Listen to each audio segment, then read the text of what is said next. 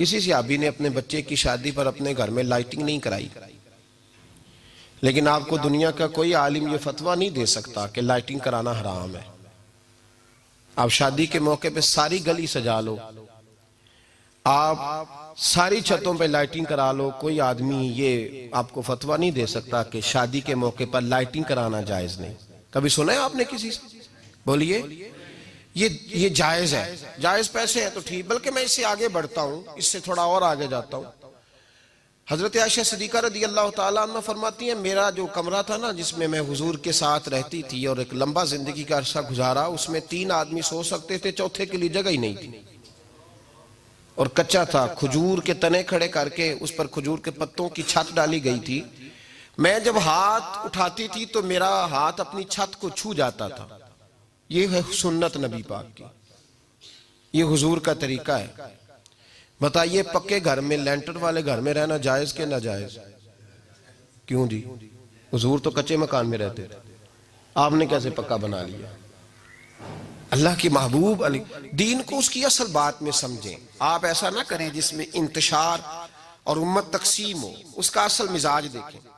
मेहंदी के मौके पे अगर कोई आदमी 6 देगे दाल चावल की पकाता है तो मना नहीं, जायज पैसों से पकाए। उन्हें लाइटिंग लगवाई, कोई मना नहीं। सारे मोहल्ले को खाना खिलाया, कोई मना नहीं। बल्कि नबी पाक ने फरमाया बेहतरीन मुसलमान ही वो है जो सलाम पहले ले और रोटी ज्यादा खिलाए, तो बेहतरीन मुसलमान है। नाजायज क्या है? नाजायज है शादी के मौके पर बैंड बाजा बजाना, उसमें रक्स करना, उसमें भंगड़े डालना, औरतों मर्दों का इख्तलात होना, औरतों की मूवी बनाना, ये चीजें नाजायज है। तो जो नाजायज है उस पर पाबंदी लगाई जाएगी, जो जायज है उसके बारे में ये कहा जाएगा कि भाई एहतियात की जाए, सुन्नत की तरफ देखा जाए तो बेहतर यही है।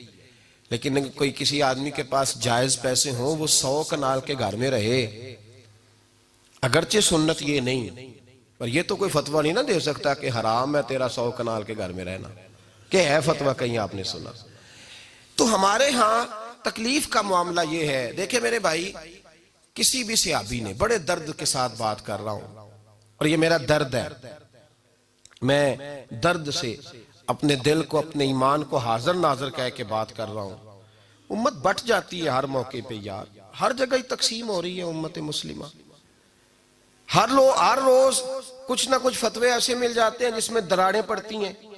किसी सहाबी ने किसी मस्जिद के अंदर इश्तिहार छपवा के ऐलान करा के दरसे कुरान कराया है कभी? सीरतुन नबी का जलसा, खत्म बुखारी, मदरसे का दस्तारे फजीलत का जलसा, आपने इश्तिहार पढ़े हैं ना? ये सारे मकातिब फिक्र के होते हैं कि नहीं होते?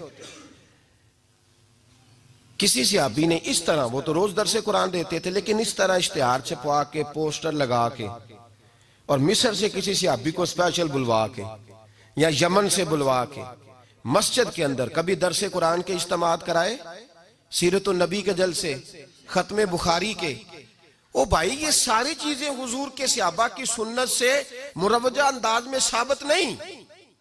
मुझे बता मेरे भाई, मैं दर्द के साथ तुझसे सवाल करता हूं कि सीरतुन नबी के जलसे में तू पेशावर से मौलाना बुलाए, पिंडी से बुलाए, तू गुजरात और कराची से लोगों को बुला करके अगर सीरत का जलसा कराए और तू उसमें एक आदमी को कराची से बुलवाया जा रहा है तो तूने उसको 20,000 की टिकट भी दी और इश्तिहार पे भी जलसे पे खर्च हुआ, फिर लंगर भी पका, खाना भी तूने खिलाया, ना तुझे कोई बेवा याद आई, ना तुझे कोई मिस्कीन याद आया, ना तुझे कोई गरीब याद आया।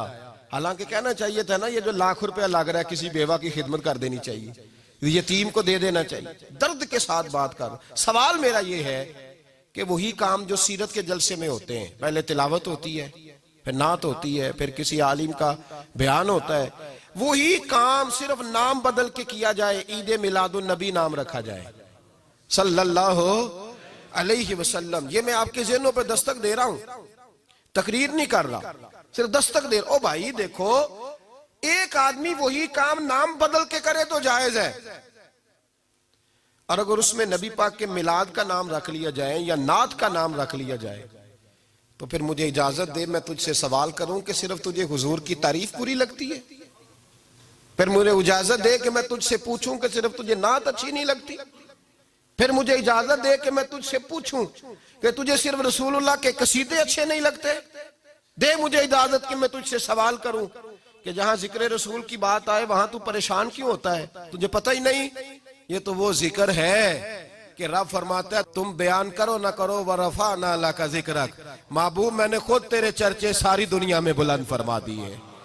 और नबी पाक ने पूछा हजरत जिब्रील से कि चल जिब्रील तू बता मेरी उम्मत को पता चले रब ने मेरा जिक्र कैसे बुलंद किया है। तो जनाब जिब्रील कहने लगे महबूबा रब फरमाता है मेरे नबी से कह दे जहां जहां तेरे रब का जिक्र होगा वहां वहां तेरा भी जिक्र होता रहेगा। ये तो मोहताज ही नहीं किसी का।